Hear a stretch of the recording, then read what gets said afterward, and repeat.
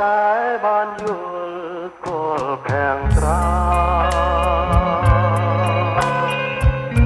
ចិនលួចប្រាប់ណាលើស្រីគេក៏មិនលួចនឹកប្រមៃឃើញតែខាងស្រីមកនឹងលេខា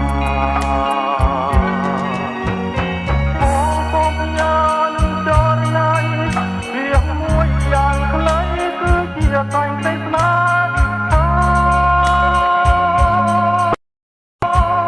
សូមអរមេត្តាមេត្តាដល់ចំរៀមផងតែបំណងបងតែក៏แล้วតើអូនព្រមស្មានទេ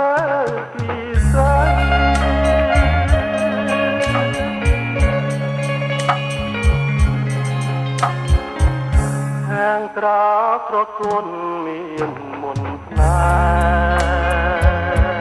ហ៍ល្អមិនគេក្នុងលោកនេះបើមិនអូនព្រមរួមសម័យចរណឲ្យតែគុំជួយចិនដា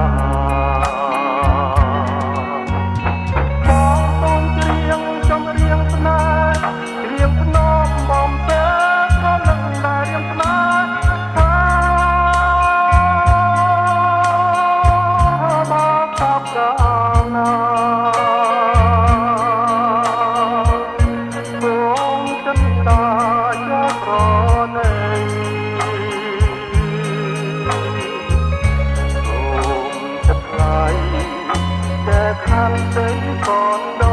ងក៏ស្នេហ៍របស់ប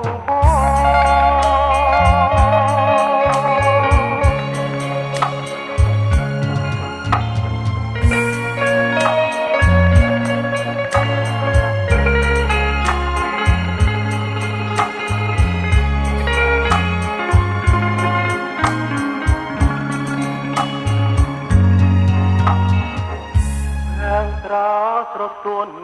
មានមុនណាល្អមិនគេក្នុងលោកនេះបើមិនអូនព្រមរួមសម័យចរណឲ្យតែបង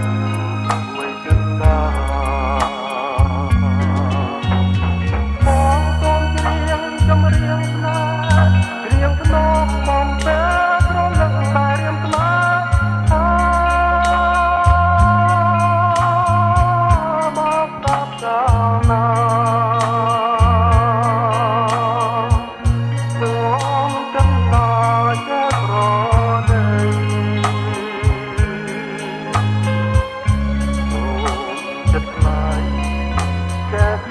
ទៅកូនដង